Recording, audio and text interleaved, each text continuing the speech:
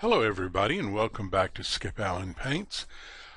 This morning I got up and I thought, I want to do something different today. And it reminded me of Painter Lite. I hadn't been in Painter Lite to play in a while, and I forget how strong this program is. And what a wonderful little program it is. I like it for lots of reasons, but let me just do a few things that I would do in Painter Lite. Most of this, of course, you can do in Painter 12. Well, all of it you can do in Painter 12, and Painter 12 has many more bells and whistles. And right now, if you hadn't noticed, there's some huge savings on Painter 12 at Corel.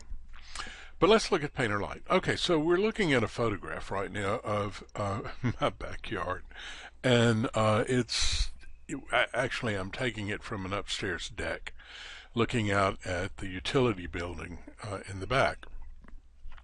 And I thought it was kind of an interesting looking picture, although it was way too busy and I can't stand the composition. But let's see what we can do with it. Well, the first thing I want to do with it is I want to make it a little brighter and do some changes to the value and intensity and so forth. The things that you would normally do with a photograph in some larger program like Photoshop. So I'm going to come up here to Effects, and I'm going to go to Adjust Colors first. Effects, Adjust Colors. Now what I'm going to do here is I want to brighten the saturation a bit. So I'm just going to bring that up about 18%, maybe 13%, something like that. I want to drop the value down slightly because I want to be able to get a better contrast. And I like the sort of warmth of this, but it's this warmth and the greens were a little much for me, so I wanted to cool it down a little bit by shifting it toward the green at about 2%. Okay, so I think that's where I want to be at this moment, and I'll say OK. Now the next thing I'm going to do is go to Effects, Brightness Contrast. And in Effects, Brightness Contrast, the first thing I want to do is increase the contrast a fair amount. That's, well, it doesn't tell me how much, but a fair amount. And I want to bring the brightness up a bit too, not quite that much. Well, actually, I can go up that much as long as I increase the contrast. I don't want to wash out the colors, but I'm trying to get them, yeah, there we go. I'm trying to get a little bit of a more the end result of the painting, I want it to have more light, and right now we just don't have much light, and so I'm trying to force this into showing me a little bit more about where the lights and darks would be, although you can do that without looking at the photograph. Okay, so I'm going to apply that. Alright, the next thing I'm going to do is crop the image. So we have a little crop tool here. And I'm going to start up here at this top corner. I think I like all of the top, but I don't want to come down here much further than about right there. And then I want to come over this way. I want to pick up, let's come up a little bit, come down a little bit. I want to pick up these trees in here. I'm probably going to get rid of all this brown stuff, but I'll keep the other stuff over here. Alright, now I want to bring this down just a little bit because I'd like the, oh heck, I didn't grab it, so it changed everything. What I'm saying is I want to top off this top a little bit. Come down here, grab those, bring it down about like that. So it's kind of a longer skinny picture. Alright, let's see what that looks like. Yeah, that's a little better. Okay, so now what I want to do is, I don't know. Yeah, I do.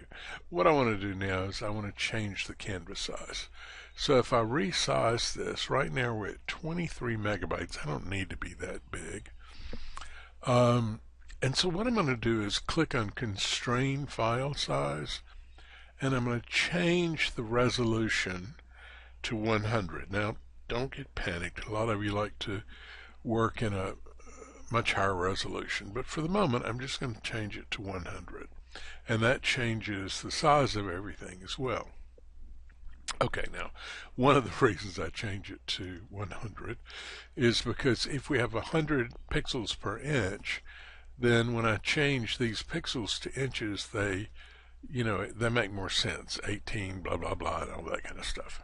Okay, now what I want to do is I want to take off constrained size, and I'm still up here at 2300 megabytes. I'm going to bring this to 200 pixels per inch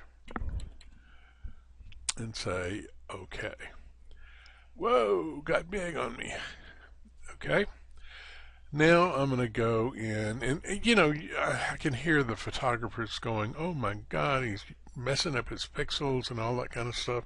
But folks, remember, I'm going to be doing a painting. I'm not going to be doing a photograph, and the painting is going to be a lot looser than what this looks like, so I don't have to be careful with some of this stuff.